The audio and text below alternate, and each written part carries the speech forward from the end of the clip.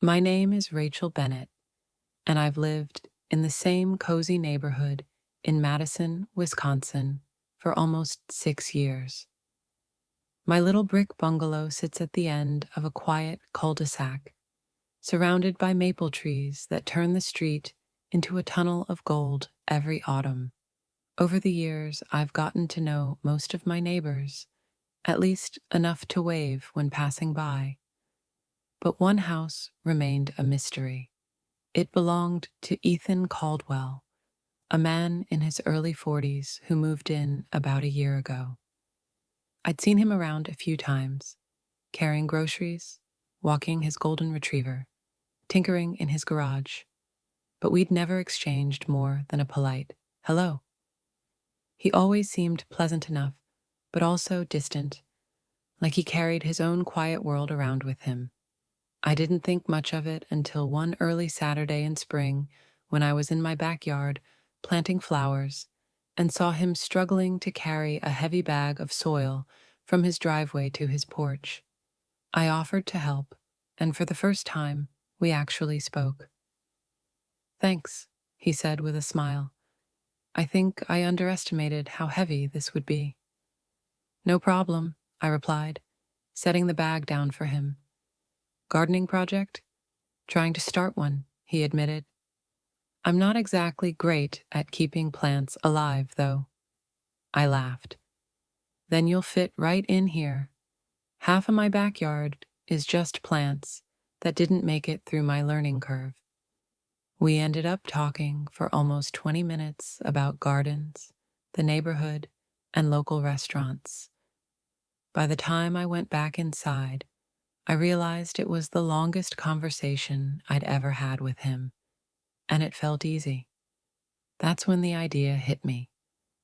The following Wednesday, I baked a batch of rosemary bread and left half of it on his porch with a handwritten note. "Made too much. Thought you might enjoy some. Rachel," from across the street. The next day, there was a small basket on my porch with fresh strawberries from the farmer's market and a note in his neat handwriting. "Thank you for the bread. It was amazing. Let me know if you ever need help in your garden. Ethan." I smiled to myself. That was how it started. Small exchanges, back and forth kindnesses. A week later, after seeing him trimming his hedges, I walked over and asked, "Hey, are you free for dinner this Friday? I'm trying a new pasta recipe, and it would be nice to have company." He hesitated for only a second before saying, "Sure. What can I bring?" Friday came, and I spent the day cooking and nervously wondering why I felt like this was such a big deal. It wasn't a date, it was just dinner with a neighbor. But something about inviting someone into my home, someone I'd only known in passing, felt like opening a door to more than just my living room. Ethan arrived right on time, carrying a bottle of sparkling cider and a plate of homemade bruschetta. "I figured this would go with your pasta," he said. As we sat down, the conversation flowed more naturally than I expected. We talked about how he had moved to Madison after working as an architect in Chicago for over a decade.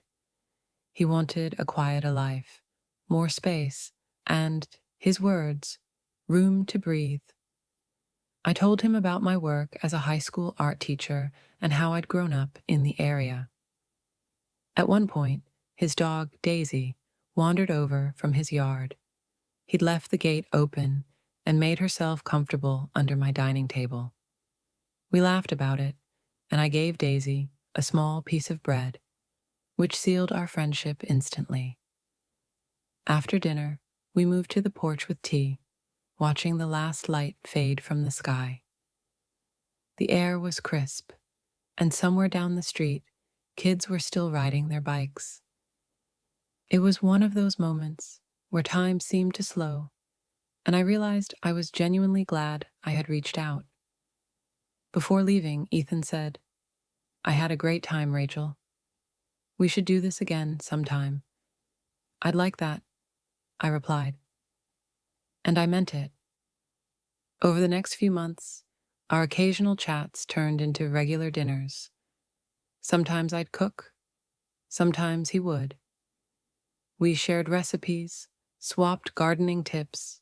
He was getting much better, and even started a small weekend tradition of walking Daisy together around the block. It wasn't anything dramatic, no grand gestures, no instant transformations, but it was connection.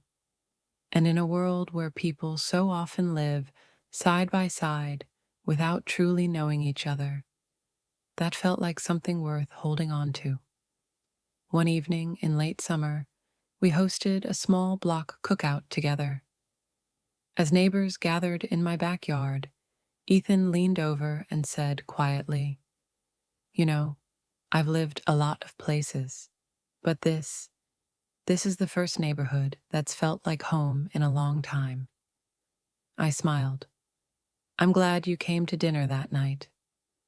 "Me too," he said. And as the sound of laughter and clinking glasses filled the air, I realized that one simple invitation had changed the rhythm of my everyday life.